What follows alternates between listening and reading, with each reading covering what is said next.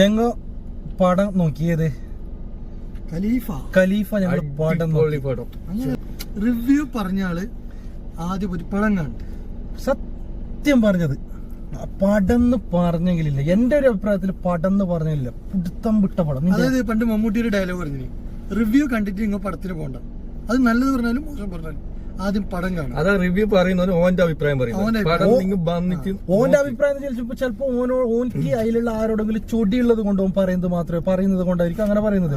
പിന്നെ എന്തെങ്കിലും പറഞ്ഞെങ്കിൽ ഇല്ല അറിഞ്ഞു അവനോട് 5 മിനിറ്റ് കഴിഞ്ഞിട്ട് ഇപ്പൊ അതിന്റെ അറിഞ്ഞത്. പിന്നെ ഇത് മെയിൻ ആയിട്ട് പറയാനുള്ള എന്താ വെച്ചെങ്കിൽ ആരോടെങ്കിലും നിങ്ങളിൽ പൈസ നിങ്ങളെ കൈമ ഇല്ലെങ്കിലില്ല, നിങ്ങൾ ആരോടെങ്കിലും കടം പോയിട്ടും കൂടി മേടിച്ചിട്ടായിട്ട് ഈ പടം നോക്കിയത്. തിയേറ്റർ എക്സ്പീരിയൻസ് ഭയങ്കര എക്സ്പീരിയൻസ്. സൗണ്ട് ആയാലും ഏത് പടത്തിന്റെ ലാസ്റ്റ് മാലിന്റെ വരുത്ത് തിയേറ്റർ എക്സ്പീരിയൻസ് ആയിരിക്കണം.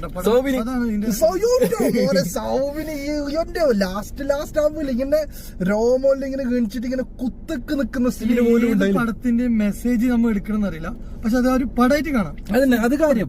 അല്ലാതെ അതില് മറ്റേ പാർട്ടി അല്ലെങ്കിൽ അതൊന്നും നോക്കാനേ പാടില്ല. സിനിമ.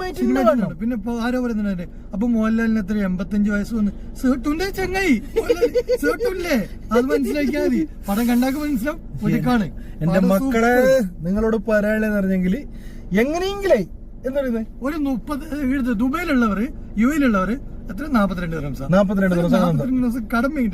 കടം മേടിച്ചിട്ടും കൂടി പോയിട്ട് നോക്കിയത് മക്കളെ ഈ സീസൺ ഈ ആഴ്ച തന്നെ. ഇനി നിങ്ങൾ ഈ പടം വിട്ടറ എന്താ വെച്ചെങ്കിൽ ഇത് തിയേറ്ററിൽ പോയിട്ട് നിങ്ങൾ മൊബൈലിൽ നോക്കിയെങ്കിൽ ചിലപ്പോൾ പായിച്ചിട്ട് നിങ്ങൾ നോക്കേണ്ടി വരും. തിയേറ്ററിന്റെ ഉള്ളിൽ നിന്ന് ഫുള്ള് നോക്കുന്ന സമയത്തില്ലേ ആ നേപ്പാളീസിന്റെ തല്ലുണ്ട് മക്കളെയോ.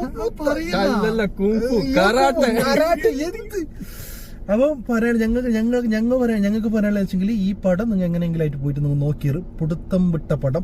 പിന്നെ ഇതിനെ കുറിച്ചിട്ട് നെഗറ്റീവ് ആരെങ്കിലും മറ്റേ കുറെ ആൾക്കാർ പറഞ്ഞത് ഞങ്ങൾ കേട്ടിന്, അതുകൊണ്ടാണ് ഞങ്ങൾ തന്നെ സത്യം ലേറ്റായിട്ട് ഞങ്ങൾ നോക്കിയത് ഈ പടം.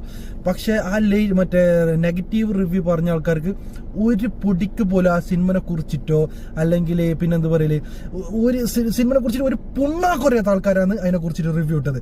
അപ്പം അല്ല വേറെ കാര്യമുണ്ട്, ചില രീതിയിലുള്ള പടം ഇഷ്ടപ്പെട്ടില്ല, അങ്ങനത്തെ ആൾക്കാരുണ്ടാവും. ചിലപ്പോ കഥ ഇഷ്ടപ്പെടാത്ത ആൾക്കാർ അങ്ങനെ ഈ റിവ്യൂ പറഞ്ഞാലോട് പറയാനുള്ളത് പടം മോശമല്ല, വൺ ടൈം തിയേറ്റർ അല്ല.